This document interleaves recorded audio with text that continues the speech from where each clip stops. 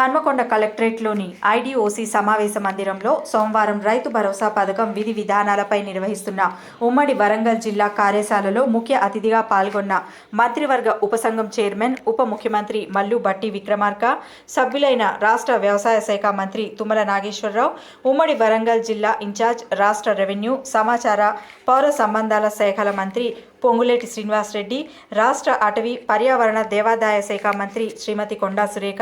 రాష్ట్ర పంచాయతీరాజ్, గ్రామీణాభివృద్ధి, శ్రీ శిశు సంక్షేమ శాఖ మంత్రి శ్రీమతి ధనసరి అనసూయ సీతక్క, ఎంపీలు బలరాం నాయక్, డాక్టర్ కడియం కావ్య, రాష్ట్ర ప్రభుత్వ విప్ రామచంద్రు నాయక్, ఎమ్మెల్సీ బసవరాజు సారయ్య, ఎమ్మెల్యేలు నాయని రాజేందర్ రెడ్డి, కడియం శ్రీహరి,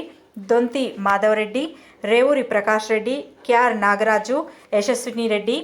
గండ్ర సత్యనారాయణ, మురళీనాయక్, కార్పొరేషన్ల చైర్మన్లు, ఉమ్మడి వరంగల్ జిల్లా కలెక్టర్లు, అదనపు కలెక్టర్లు, వ్యవసాయ శాఖ సంబంధిత శాఖల అధికారులు, రైతుల తదితరులు పాల్గొన్నారు. ఈ సందర్భంగా రైతు భరోసా విధి విధానాలపై రైతులు, రైతు సంఘాలు, ప్రజాప్రతినిధులు, ఇతర వర్గాల నుంచి మంత్రివర్గ ఉపసంఘం అభిప్రాయాలను సేకరిస్తున్నారు. రైతును రాజు చేసే దాంట్లో భాగంగా గత ప్రభుత్వంలో ఏవైతే విస్మరించిన అంశాలన్నిటినీ తిరిగి ఈ ఇందిరమ్మ రాజ్యంలో రైతన్నులకు ఇస్తూ ఆనాటి చేసిన పెద్దల అప్పుని కడుతూ సంక్షేమ కార్యక్రమాలతో పాటు అభివృద్ధి కార్యక్రమాలను కూడా ముందంజలో నడిపించే దాంట్లో భాగంగా ఈ ప్రభుత్వం 4 గోడల మధ్య నిర్ణయాలు తీసుకోకుండా పేదోళ్ళు, ఈ రాష్ట్ర ప్రజలు ఏదైతే వివిధ రూపాల్లో కడుతున్న ప్రతి రూపాయిని తెలంగాణలో అత్యధిక ప్రాధాన్యత కలిగినటువంటి వ్యవసాయానికి ప్రాధాన్యత ఇవ్వాలని గౌరవనీయులు శ్రీమతి సోనియా గాంధీ గారు, రాహుల్ గాంధీ గారు, ఖర్గే గారు వచ్చినటువంటి అనేక సందర్భాల్లో, అనేక సమావేశాల్లో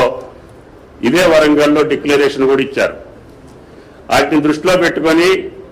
ఈనాటి ప్రభుత్వం ముఖ్యమంత్రి గారి యొక్క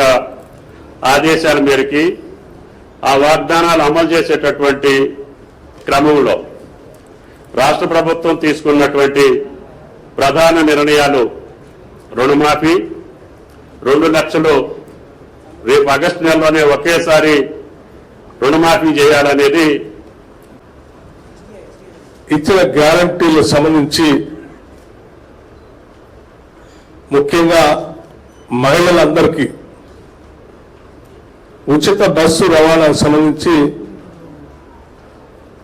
మొదలుపెట్టి కార్యక్రమం ముందుకు పోతున్న సంగతి కూడా మీ అందరికీ తెలిసిందే. అలాగే గ్యాస్ సిలిండర్ 500 రూపాయలకి ఇచ్చే కార్యక్రమాలు కూడా మనం ఇప్పటికే మొదలుపెట్టాం. 200 యూనిట్ల లోపల కరెంటు వాడకం వాళ్ళందరికీ 0 బిల్లు ఇచ్చే కార్యక్రమాన్ని కూడా మనం ముందుకు తీసుకొని పోతున్నాం. ఇప్పటికే ఇతరత్ర మనం చెప్పిన కార్యక్రమాలు, రైతు బంధుకు సంబంధించి కూడా మనం సీజన్ కి అనుగుణంగా డబ్బులు ఇప్పటికే ఒకసారి ఇచ్చాం. ఇక రైతు భరోసాకు సంబంధించి రాష్ట్రంలో ఉన్నటువంటి రైతాంగ సోదరుల అందరి అభిప్రాయాలు తీసుకొని, స్టేక్ హోల్డర్స్ అందరి అభిప్రాయాలు తీసుకొని, ఆ అభిప్రాయాలకు అనుగుణంగా ఈ ప్రభుత్వం ప్రజాప్రభుత్వం కాబట్టి ఆ ప్రజల అభిప్రాయాలకు అనుగుణంగా